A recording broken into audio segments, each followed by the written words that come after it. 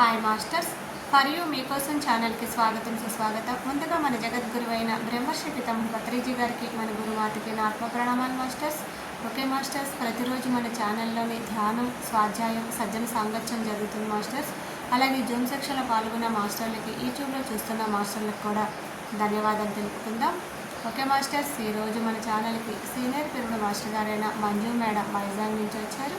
మేడంని సాదరంగా ఆహ్వానించుకుందాం. ఈరోజు మేడం చెప్పబోయే టాపిక్ యశోధరాయణం. ఈ గొప్ప ఆత్మజ్ఞానం అందించడానికి మేడం గారికి వెల్కమ్ చెప్దాం మాస్టర్స్. నమస్తే మేడం, వెల్కమ్ మేడం. నమస్తే అండి. ఫర్ యూ ఛానల్కి ధన్యవాదములు. ఈ అవకాశం ఇచ్చి ఈ యశోధరాయణం చెప్పే నాకు ఈ అవకాశాన్ని ఇచ్చినందుకు మీ అందరికీ ధన్యవాదములు. బ్రహ్మర్షి పితామహ పత్రిజీకి, అమ్మ మాతాజీకి, నా గురువైన స్వరూపారాణి గారికి ఆత్మ ప్రణామాలు. యశోధరాయణం అంటే మనం ఫస్ట్ పార్ట్ చెప్పుకున్నాము, దాని గురించి ఇంకొంచెం వివరణ. ఆ యశోధర్లాగా మనము ఎన్లైట్మెంట్ అవ్వాలంటే యశోధరాయణం బుక్ ఖచ్చితంగా చదవాలి ప్రతి ఒక్కళ్ళు. ఎందుకంటే అది చదివితే ఎంత దుఃఖాన్నైనా, ఎంత మన జీవితంలో ఎవ్వరికైనా ఖచ్చితంగా దుఃఖం లేకుండా ఉండదు. మనం ఏంటంటే ఆ దుఃఖాన్నే 100 సార్లు, 10 సార్లు, 20 సార్లు, 1,00,000 సార్లు అనుకొని దాన్నే బాధపడుతుంటాం. కానీ చిన్న చిన్నవి మనకి ఆనందాలు జరుగుతాయి, దాన్ని పట్టుకోలేము.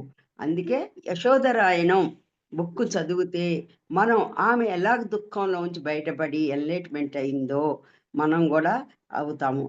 యశోధర హృదయం, ప్రేమ అంటే పరిపూర్ణ స్వేచ్ఛ అన్న సత్యాన్ని సమస్త మానవాళికి తెలియజేసుకునే యశోధరగా. ఎంత సిద్ధార్థుడు భార్యాభర్తలు భూమి మీదకి ఎందుకు వచ్చారు?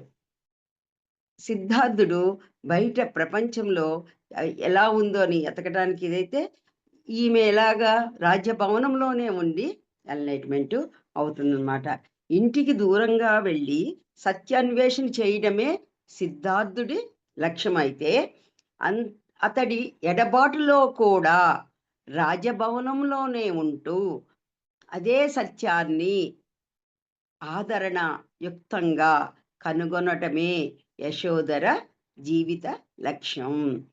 అందుకే మనం చెప్పుకున్నాం కదా, యశోధర దుఃఖం నుంచి ఎలా బయటపడింది, ప్రజాపతి ఎంత హెల్ప్ చేసింది, ఆమె ఎన్లైట్మెంట్ ఎలాగైంది, అందరు దుఃఖాన్ని వింటే నాది చాలా చిన్న విషయం అని ఎలాగా అయితే ఆమె దుఃఖాన్ని పోగొట్టుకుందో, మనందరం కూడా అలాగే అందరి వినాలి అనుభవాలు. పత్రిజీ గారు చెప్పినట్టు మనకి చేతనైన సహాయం, సేవ చేసుకుంటూ మనం ఈ ధ్యాన సాధన చేసుకుంటే ప్రతి ఒక్కళ్ళ దుఃఖాన్ని పోగొట్టుకోవచ్చు.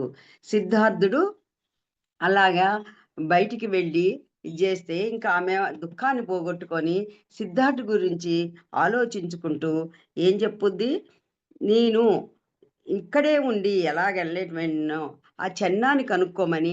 ఆమె ఇక్కడ అంతా చేసుకుంటూ దుఃఖాన్ని పోగొట్టుకుంటూ కూడా ఒకవైపు బుద్ధుడి మీద ఏం చేస్తాడు, ఎలాగున్నాడు అని వాళ్ళ చెన్నాని పంపిస్తుంటది, తెలుసుకుంటది. అప్పుడు చెన్నా చెబుతాడు, అతను చాలా ఒక దివ్య ప్రకాశంలాగా వెలిగిపోతున్నాడు, ఆనందుడనే అతను ఉంటే నేను వెళ్ళి కలిశానమ్మా అని చెప్తాడు. కానీ యశోధర ఏమంటది, ఎలా ఉన్నాడు అంటే ఒక రౌండ్గా అందరు కూర్చొని ఇతను ఒక ఎత్తు దాని మీద కూర్చున్నాడంటే అది ఆమెకు నచ్చదు. ఎందుకంటే మనం ఎప్పుడైతే కిందకి దిగుతామో అప్పుడే మనం వాళ్ళ విషయాలకు తెలుసుకున్నట్టు, మనం గొప్ప అని తెలుసుకొని చెప్పుద్దనమాట. నాకు నచ్చలేదు సిద్ధార్థుడు అలా చేయటం, గొప్పగా వెళ్ళటం. నేను రాజకుమారి అయినా కూడా నేను అందరిలో కూర్చొని ఎలాగిదయ్యానో అని తెలుసుకుంటుంది అనమాట. అందుకే అప్పుడు చుట్టుపక్కల కూర్చోవటం అదొక గొప్పలాగా ఉండకూడదు. ఎప్పుడైతే మనం అందరితో సరిసమానంగా ఉండగలుగుతామో అప్పుడే మన. కానీ చెన్నా ఏమి సమాధానం చెప్పలేకపోతాడు, ఎందుకంటే ఆయన చూసింది చెప్పాడు, అంతేగాని అక్కడే అది ఏమి లేదు. బుద్ధుడు చెప్తున్నాడు, అందరు కింద కూర్చున్నారు అని చెప్తే యశోధర అస్సలకి నచ్చలేదు. నేనైతే ఎలా సర్కిల్‌లో వచ్చి మూల కూర్చున్నానో, సిద్ధార్థుడికి ఎందుకు స్పెషల్ సీటు అని ఆమె అంటది. అయితే సిద్ధార్థుడి బోధనలు ఏమిటి అని అని అడుగుద్దనమాట. అప్పుడు సిద్ధార్థ బోధన ఆనాపానసతి అని చెప్తాడనమాట. అప్పుడు అప్పుడు ఈమె ఏంటది అని అడుగుద్ది. ఇలా శ్వాస మీద ధ్యాస, అదే ధ్యాన పద్ధతి. సిద్ధార్థుడు చెప్పటం, అందరూ వినడం, నేను కూడా విన్నాను అని క్లియర్‌గా చెప్తాడు. అప్పుడు ఆమె ఎంతో అబ్జర్వ్ చేసి సిద్ధార్థుడు ఇంట్లో బయటికెళ్ళి చేస్తే, నేను ఇంట్లోనే కూర్చొని ఎలా అబ్జర్వ్ చేసిందో అని మళ్ళీ ఆమె సిద్ధార్థుడు అందరితో సమానంగా కూర్చోలేదా అని అనుకుంటదంటే. అప్పుడు ఆమెకి ఒక ప్రశ్నలాగా ఉదయించింది. చెన్నుడి దగ్గర జవాబు లేదు. అయితే ఎప్పుడైతే సిద్ధార్థుడు టీచింగ్ ఏంటంటే ఆనాపానసతి అని ఎప్పుడు చెబుతాడో అదే పట్టుకుంది ఆమె. పట్టుకొని ఎలా చెయ్యాలో నాకు చెప్పు. నువ్వు విన్నావు కాబట్టి అంటే అప్పుడు మొదలుపెట్టుద్ది. రాజప్రసాదంలో ఉంటే సిద్ధార్థుడు బోధన విని అభ్యాసం చేయటం మొదలుపెట్టింది. ఇప్పుడు మనందరం పత్రిజీ గారు చెప్పారు. ఎలా అభ్యాసనం చేసి ఇందులో మనం ఎన్ని రకాలుగా మనం బయటికొచ్చాము. ఆ భయాన్ని పోగొట్టుకున్నాం. సపోజ్ నేనే ఉన్నాను. నేను ఇట్లా మాట్లాడాలంటే గూడా నాకు మాట సరిగ్గా రాకపోయేది. ప్లస్సు భయమేసేది. భయంతోటే ఉన్నాను. ప్లస్ అనారోగ్యంతో ఉన్నాను. అలాంటిది ఈ సాధన చేశాగా భయాన్ని పోగొట్టుకున్నాను. అనారోగ్యాన్ని పోగొట్టుకున్నాను. ఇప్పుడు నేనెంత ఆనందంగా అంటే చెప్పలేనంత ఆనందంగా ఉన్నాను. ఈరోజు ఈ సాధన చేయటం వల్ల నేను ఇది పొందాను. ఎందుకంటే నేను స్వయంగా చెప్తున్నాను గాబట్టి నేను ఆ ఆనందాన్ని పొందాను. ఇప్పుడు యశోధర గనక ఎలా దుఃఖాన్ని పోగొట్టుకుందో, నేను అలాగే దుఃఖాన్ని పోగొట్టుకున్నాను. అందరికి ఒకటే దుఃఖం రాదు. ఒక్కొక్కళ్ళకి ఒక్కొక్క దుఃఖం. అన్నీ ఉన్నా గూడా ఏదో ఒక దుఃఖం ఉంటుంటది. అది గూడా పోయి మనం ఈ సాధనలో మట్టికి ఎన్లైట్‌మెంట్ అవ్వగలము అనేది ఖచ్చితంగా మనం చెప్పగలం. అట్లే సిద్ధార్థుడు అందరికీ చెప్తుండు ఆనాపానసతి ధ్యానం చెయ్యండి అని. మనకి పత్రిజీ చెప్పారు. చెప్పింది మనం ఆచరించాలి. ఆచరించకపోతే అది ఎప్పటికీ మనం జరగదు. ఎన్లైట్‌మెంట్ అవ్వలేము. అలాగా సిద్ధార్థుడు ఇలా చేస్తుండు. చూసారా అప్పుడు యశోధర కథ. అందుకనే మనం ఎవరి కథలైనా వింటే అది ఎలాగ బయటకొచ్చారు అనేది మనం అర్థం చేసుకోవాలి. కొన్ని రోజులకి సిద్ధార్థుడు వచ్చేసాడు. ఊర్లోకొచ్చాడు. శుద్ధోదనుడు నచ్చలేదు సిద్ధార్థుడు. కోపంతో వెళ్ళిపోయాడు. కానీ తిరిగి వచ్చాడు కనుక రాజమర్యాదలు చెయ్యాలని నిండు సభలో పీట మీద కూర్చొని సిద్ధార్థుడు వచ్చాడు అక్కడికి. భిక్ష పాత్ర పట్టుకొని వస్తాడు.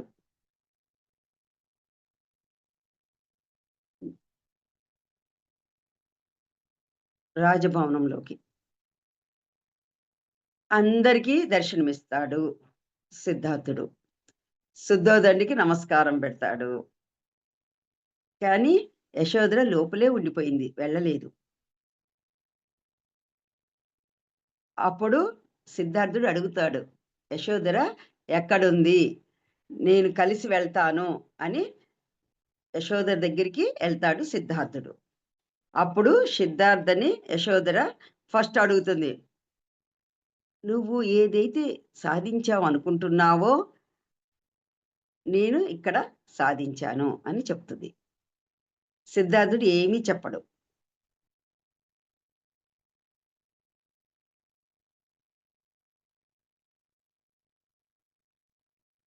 తన కొడుకుని పిలిచి రాహుల్‌ని పిలుస్తది. ఇతనే నీ తండ్రి. నీ తండ్రి సొత్తు నీకు కావాలి. వారసత్వం కావాలి గదా! రాహుల్‌ని పంపించి సిద్ధార్థుడి దగ్గరికి అడుక్కో. నీకు వారసత్వం కావాలి గదా! అంటాడు. అప్పుడు సిద్ధార్థుడు రాహుల్‌తో అంటాడు. "నేనొక సన్యాసిని. నా దగ్గరేముంటుంది? ఈ భిక్ష పాత్ర తప్ప. నాకున్న వారసత్వం భిక్ష పా భిక్ష పాత్రే. ఇది తీసుకో" అని ఆ భిక్ష పాత్రని రాహుల్‌కిస్తాడు. అప్పుడు 7 సంవత్సరములు రాహుల్‌కి. ఏమీ తెలియని వయసు రాహుల్‌కి. తర్వాత యశోధర అడుగుతుంది సిద్ధార్థుడిని, "ఇంకొక్కసారి నిన్ను కలుసుకోవచ్చా?" అని. ఏకాంతంగా నిన్ను కలుసుకోవచ్చా అని అడుగుతాడు. సిద్ధార్థుడు ఆలోచించి ఓకే అని చెప్తాడు. మరునాడు మళ్ళీ వెళ్తాడు. ఎప్పుడైతే వీళ్ళిద్దరు కలిసి గుడి దగ్గర పూజలు చేయటం ఇయన్నీ ఎక్కడుంటాయో, ఆ గుడి దగ్గరికి వస్తాడు. అక్కడ యశోద కూర్చొనుంటది. సిద్ధార్థుడు రెండోసారి వస్తాడు ఏకాంతంగా కలుసుకోవటానికి. ఆవిడ మాట్లాడటం ట్రై చేస్తుంది గానీ, నోట్లోంచి మాట్లాడటం రావట్లేదు. సిద్ధార్థుడి దగ్గర మాట్లాడటానికి ఏమీ రావట్లేదు. చూస్తుంటే దివ్య తేజస్‌గా కనిపిస్తుండు. ఏం మాట్లాడలేకపోతుంది. అలా చూస్తూ ఉండిపోతుంది. కాసేపు ఇద్దరు అలా మౌనంగా, ఏకాంతంగా ఇద్దరు అలా ఉండిపోతారు. చూసి చూసి సిద్ధార్థుడు కళ్ళు మూసుకుంటాడు. కళ్ళు మూసేసి తాను ధ్యానంలోకి వెళ్ళిపోతాడు. బుద్ సిద్ధార్థుడు ధ్యానంలోకి వెళ్ళిపోయాక యశోదర చూసి తాను కూడా ఏం చేస్తుంది? అతను కళ్ళు మూసుకున్నాడు. అంతకుముందు ఉన్న ప్రేమ ఇవన్నీ ఏ మాటలు లేవు.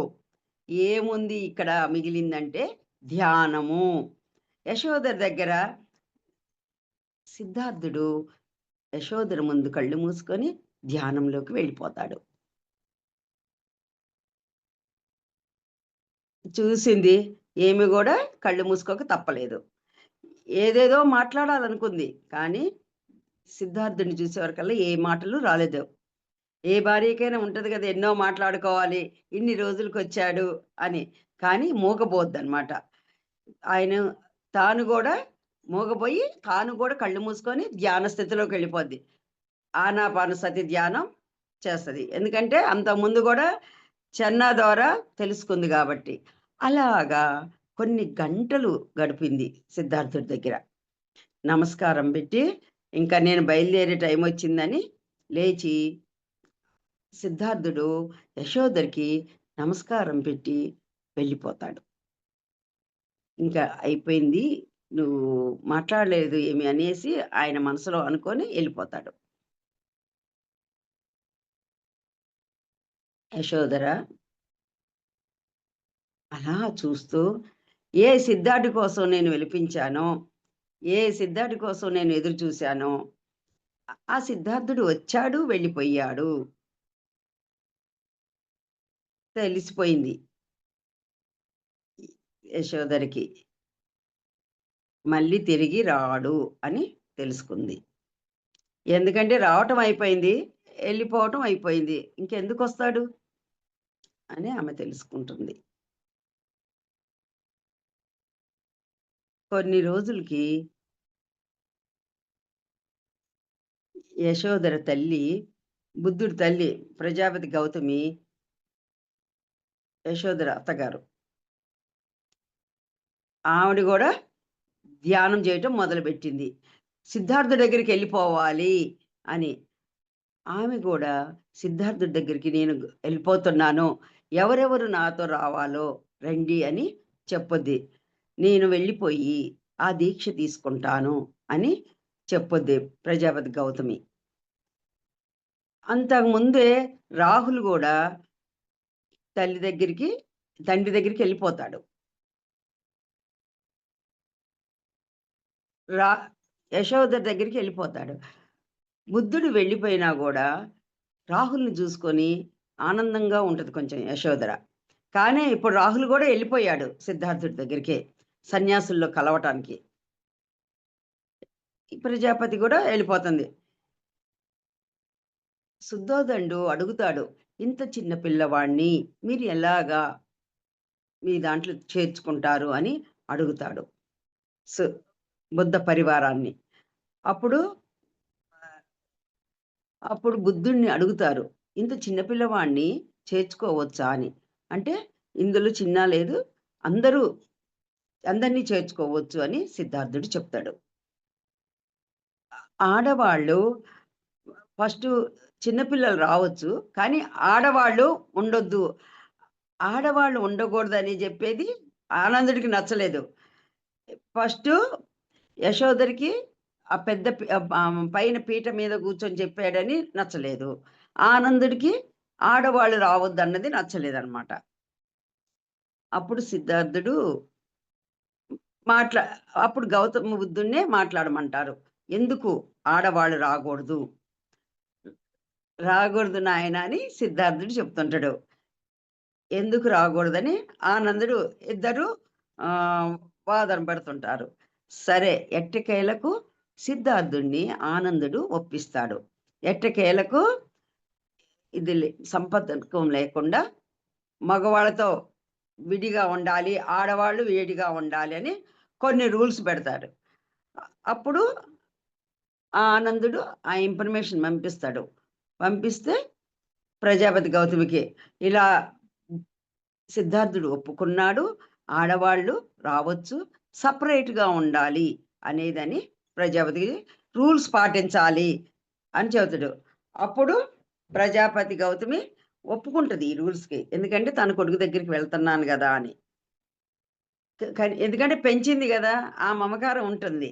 అందుకనే నా కొడుకుని నేను చూసుకోవాలి. ఎక్కడున్నా సరే, ఎలా ఉన్నా సరే చూసుకోవచ్చు గాని ఆమె ఒప్పుకుంటది. ప్రజాపతి గౌతమి శుద్ధో దగ్గర నుంచి ఆ సంఘంలో నేను జాయిన్ అవుతాను అని వెళ్ళిపోద్ది. ఆ గుంపులో ఆ గుంపులో పరిచారకులందరూ ఉంటారు గదా! ఎవరైనా రావాలనుకుంటే రండి అని కొంతమంది పరిచారకులు నేను మీలాగొస్తాము. మేము సన్యాసం తీసుకుంటామని వాళ్ళందరిని తీసుకొని బయలుదేరుతది. అప్పుడు ఎళ్ళేటప్పుడు యశోదను గూడా అడుగుతుంది, "నీ సంగతేమిటి?" అని. యశోదరికి ఇంకా కొడుకు మీద మమకారం పోలేదు. సిద్ధార్థుడి మీద మమకారం పోయింది. కానీ ఏ తల్లికి ఏ కొడుకు మీద మమకారం పోదు గదా! తన కొడుకుని చూడొచ్చని యశోధర ఏమో ఇక్కడుంది. సిద్ సిద్ధార్థుని చూడొచ్చు గదా! అని ప్రజాపతి ఎళ్ళిపోయింది. ఆ సంఘం దగ్గరికి వెళ్తారు. అక్కడ బుద్ధుడి సంఘం ఉంది. ఆడవాళ్ళ సంఘం అంతా ఒక సెపరేట్‌గా ఉంటది. వాళ్ళకి ప్రజాపతి గౌతమి, బుద్ధుడి తల్లి ప్రజాపతి గౌతమి పెంపుడు తల్లి. ఆ లేడీస్ అందరికీ ఈవిడ హెడ్ అన్నమాట. ఆమె సన్యాస దీక్ష తీసుకుంటుంది.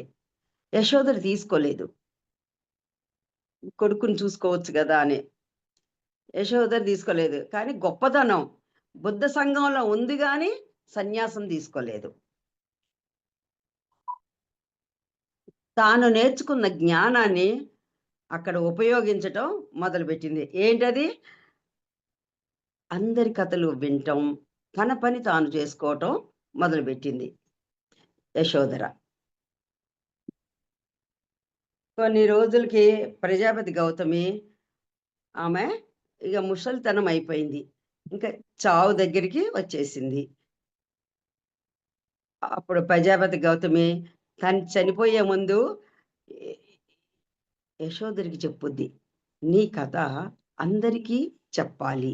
నీ కథ అందరూ వినాలి" అని చెప్తూ ఉంటది.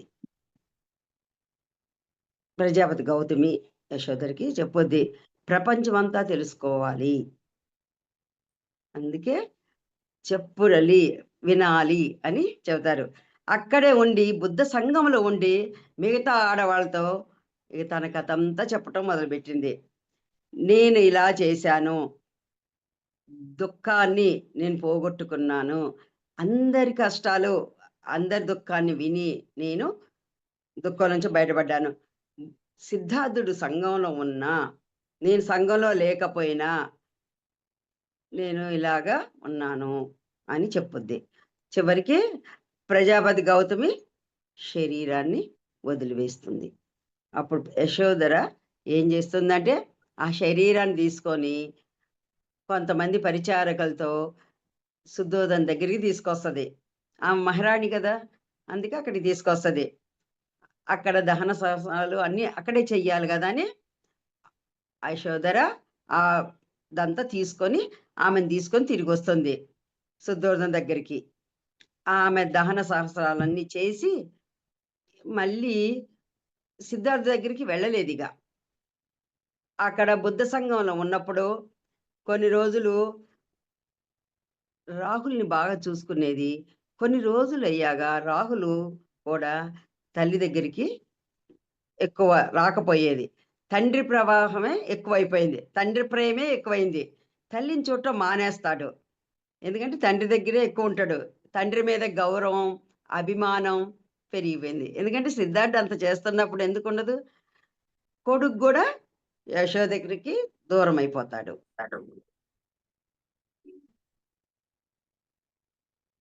ఫస్ట్ భర్త దూరం అయ్యాడు, తర్వాత కొడుకు దూరం అయ్యాడు, ఇంకేముంది అని అనుకుంటది. అంతకుముందు అంతకుముందు సేవ చేసేది కదా, ప్రజాపతికి సేవ చేసేది, ఆమె కూడా దూరమైంది. ఇంకా ఏంటి అనేది యశోదరే ఆలోచిస్తుంటది. ఎప్పుడైతే ఇక్కడికి శరీరాన్ని తీసుకొని వస్తుందో శుద్ధోదండు అప్పుడు ముసలి రాజు అయిపోయాడు, ముసలి ఇతనయ్యాడు. శుద్ధోదండికి ఇక సేవలు చేయటం మొదలుపెట్టింది యశోదర. ఆమె సంసారంలోనే ఉంది, ఎప్పుడు సన్యాసి కాలేదు. సిద్ధార్థుడి దగ్గరే సన్యాసి కాలేదు. సన్యాసు అవటానికి యశోదర ఒప్పుకోలేదు.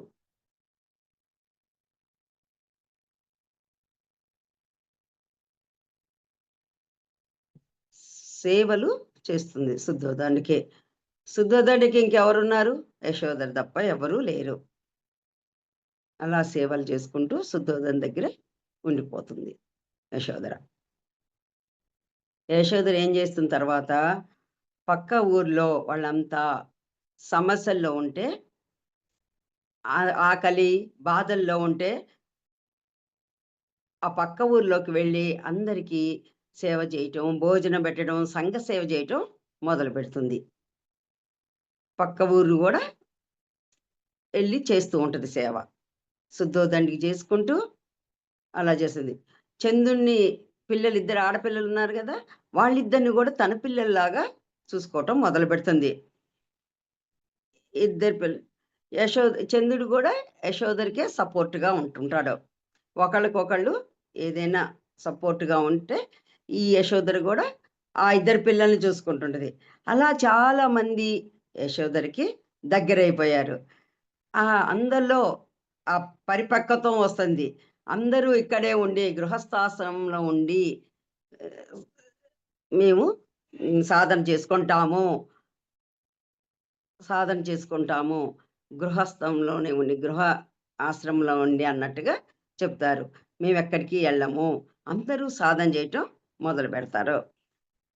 చెన్న చెప్పుద్ది, చెన్న మనం చేసిందే కరెక్టు, ఉత్తరం కండ్ల ప్రపంచమంతా మనం చెప్పిందే జరుగుద్ది. ఎందుకంటే ఇంట్లో ఉండే ఇప్పుడు మనకి పత్రిజీ గారు ఏం చెప్పారు? ఎక్కడికో వెళ్ళక్కర్లేదు, మనం ఎవరింట్లో కూర్చొని వాళ్ళే సంసారంలో ఉండే మనం చేసుకోమన్న ధ్యాన సాధనని. అలాగే యశోదర ఉత్తరఖండ ప్రపంచమంతా మనం చెప్పిందే జరుగుద్ది అని చెప్పింది. మన మార్గాన్ని అవలంబిస్తారు, ఎవ్వరూ బయటికి వెళ్ళక్కర్లేదు, సన్యాసం తీసుకోరు, సంసారంలో ఉండే సాగిస్తారు. ఇది నా ప్రగాఢ సంకల్పం అని యశోదర చెప్పుద్ది. ఇదే నా ధ్యేయం, ఇదే మనం ఇక్కడి ఉండే సాధించాలి అని చెప్పుద్ది. సిద్ధార్థుడు మార్గం ఇల్లు వదిలి వెళ్ళటం, కానీ యశోదర ఇంట్లో ఉండే ఎన్లైట్మెంట్ అవ్వటం చేసే మార్గం అని చెప్పుద్ది. ఇదే రాబోయే తరాల్లో ప్రపంచమంతా అని భవిష్యవాణి పలుకుద్ది. ఇప్పుడు జరుగుతుంది అదే గదా మాస్టర్స్! ఇప్పుడంతా ఇప్పుడు ఏం జరుగుతుంది 2500 సంవత్సరాల తర్వాత అందరూ ఇంట్లో కూర్చొని ధ్యానం చేస్తున్నారు. మనకి పత్రిజీ గారు బోధించింది ప్రతి ఒక్కళ్ళం అవలంబించుకుంటూ, మనం ఆ సాధన ద్వారా మనం వెళ్తూ ఎంత ఎన్‌లైట్‌మెంట్‌లు అవుతున్నాం. ఇప్పుడు ఎంత భయాన్ని పోగొట్టుకుంటున్నాము, ఎంత ఆనందాన్ని పొందుతున్నాము. సాధన చేస్తే ఏదైనా సాధించలేనిది లేదు అని తెలుసుకుంటున్నాము. యశోధర గూడా అలాగే చెప్పింది. ఆమెకు వాణి గూడా పలికిందనమాట. ప్రతి ఒక్కళ్ళు అలాగ ఇంట్లో ఉండే సాధించుకుంటారు. సన్యాసం తీసుకోక్కర్లేదు. పిరమిడ్ స్పిరిచువల్ మార్గం ఎలా ఉంది? ఇల్లు వదిలేసి ఎళ్లారా? పిఎస్ఎస్ఎం ఎలాగ నడుస్తుంది? ఇంట్లో ఉండే అంత ఎవరైనా సన్యాసం తీసుకున్నారా? ఎంతమంది ఎన్‌లైట్‌మెంట్ అయ్యారు ఈ పిఎస్ఎస్ఎంలో ఉండి. మాస్టర్స్ అందరూ ఎంత సిద్ధార్థుడు బయటికి సన్యాసం తీసుకొని వెళ్ళినా, అందరూ ఇప్పుడు ఇంట్లో ఉండే ఈ ధ్యానాన్ని, జ్ఞానాన్ని ఎంత పంచగలుగుతున్నారు. అలాగే యశోధర ఆమె ఇంట్లోనే ఉండి ఎన్నో తీసుకుంది. యశోధర్ మార్గంలో ఉన్నామా అనేది గూడా మనం చూసుకోవాలి. యశోధర మార్గం పట్టుకుంటూ సిద్ధార్థుడి ఆనాపానసతి పట్టుకొని ఎప్పుడైతే యశోధర ఇంట్లో కూర్చొని తల్లిదండ్రులు సేవ చేసుకుంటూ ఆనాపానసతి ధ్యానం సిద్ధార్థుడిది ఎప్పుడైతే సాధన చేయటం మొదలుపెట్టిందో, ఆమె మామగారికి సేవ చేసింది, అత్తగారికి సేవ చేసింది, ఇంట్లో కూర్చొని ధ్యాన సాధన చేసింది. ప్రజలందరికీ ఆమె వండి గూడా చేపెట్టింది. చూసారా? ఎక్కడికో వెళ్ళక్కర్లేదు. మనం సన్యాసమే తీసుకోక్కర్లేదు. ఎప్పుడైతే మనం ఎలాగైతే ఏమని లక్ష్మీదేవే యశోధరగా పుట్టిందని చెప్తారు. అంత ఆ సిద్ధార్థుడి సమయంలో లక్ష్మీదేవే యశోధరగా పుట్టింది. ఆ యశోధర ఈ బుక్ చదివితే ఇంకా మనం ఎంతో అన్నీ తెలుసుకోవచ్చు. యశోద అరే లక్ష్మీదేవి యొక్క అవతారం. ఆ యశోధర మార్గం తెలుసుకుంది. ఈ పుస్తకం ద్వారా మనం వినొచ్చు. పిరమిడ్ స్పిరిచువల్ సొసైటీ మూవ్‌మెంట్ అంతా ఈ యశోధర ప్రయాణంలోనే ఉన్నాము అని తెలుసుకోగలుగుతాము. ఈ పుస్తకం చదువుతుంటేనే మనకు అర్థమైతుంటది. ఎవరో ఆలోచించం యశోధర గురించి. ఎవరో యశోధర, ఓహ్! బుద్ధుడి భార్య అని అనుకుంటాం.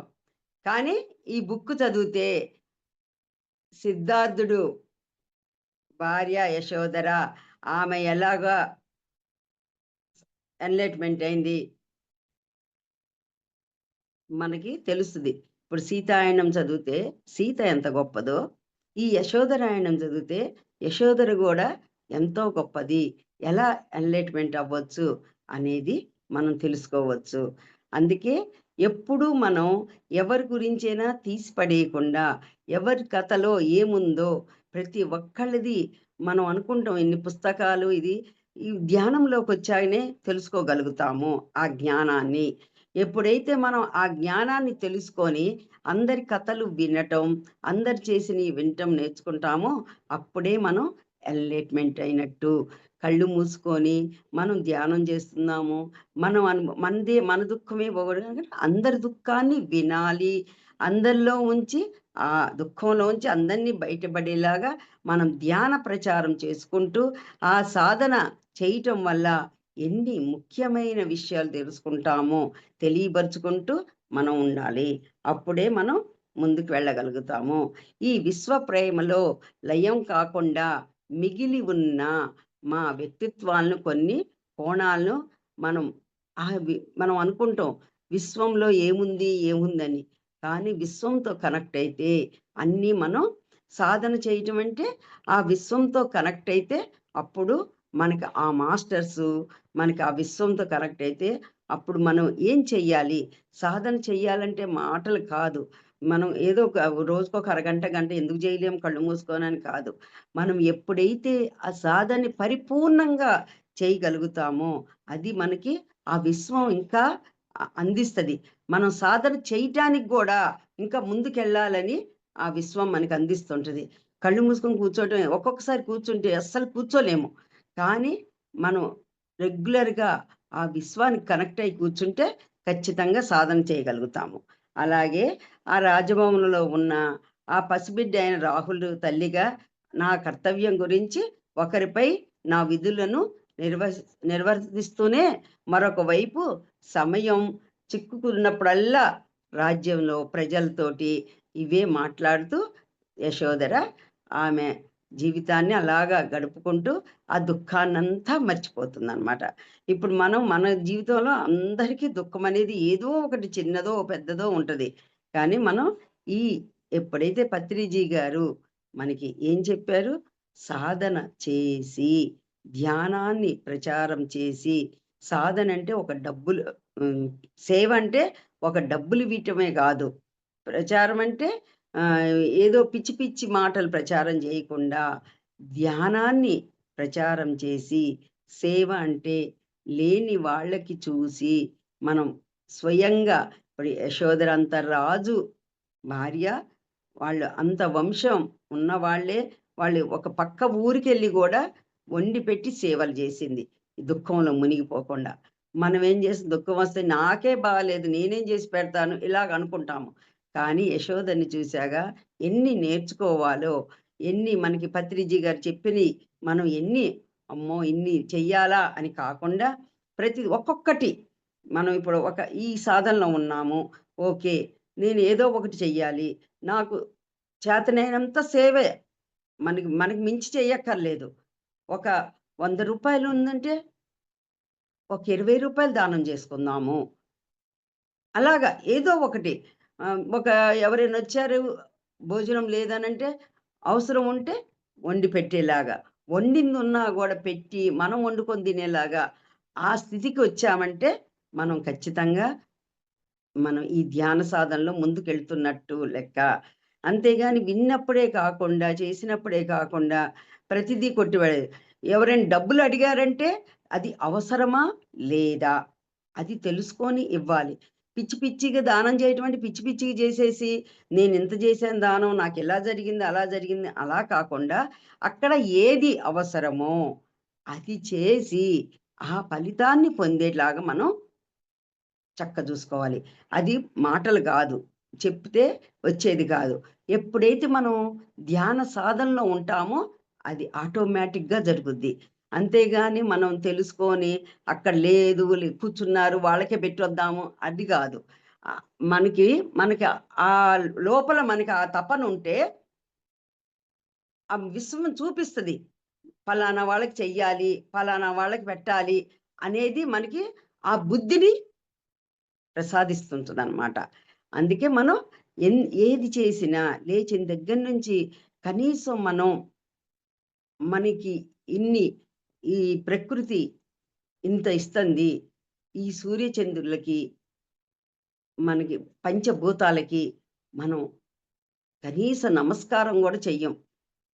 భూమి ఎంత ఓర్పుతో మన్ని మోస్తుంది. ఇవన్నీ తెలుసుకొని ఎప్పుడైతే మనం ఎన్‌లైట్‌మెంట్ అవుతామో అప్పుడే మనం జ్ఞానోదయమైనట్టు. మనకి జరుగుతుంది గదా! నేను కష్టపడుతున్నాను, నాకు సంపాదనొస్తుంది అని కాదు. ఆ కష్టానికి మనకి పుషింగ్ ఇచ్చేది ఈ ప్రకృతి. నువ్వు కష్టపడుతున్నావు, చదువుతున్నావు, నువ్వు జాబ్ జేసుకుంటున్నావు, నువ్వు వర్క్ జేసుకుంటున్నావు, నువ్వు ఏదన్నా పని జేసుకుంటున్నా అంటే ఆ పనులు చేస్తేనే వస్తుంది కరెక్టే. కానీ భౌతికంగా వచ్చిన మనకి కనబడకుండా విశ్వం ఇస్తేనే ఆ శక్తి మనం చేయగలుగుతున్నాము అనే భావన రావాలి ఖచ్చితంగా. అది మనం ఏమనుకోవడం, అబ్బా! నేను ఈ పరీక్ష పాస్ అయ్యాను. ఈ జాబ్ చేస్తున్నాను. నాకింత జీతం వస్తుంది. ఇయన్నీ మనం అనుకుంటాం. కానీ ఆ విశ్వం అనుకుంటారు గదా! ఎవరికెంత రాసి పెట్టుంటే అంతని. అది ఆ విశ్వం ఇస్తుంది. అది గుర్తించాలి మనం. అందుకే మనం ఎప్పుడు మన సాధనలో మనముంటే ఏది చెయ్యాలో మనకి మాస్టర్‌లే ఇస్తారు. మనం గూడా ఏమి ఆలోచించక్కర్లేదు. అంత ఇదిగా మనకి పత్రిజీ గారు చెప్పారు.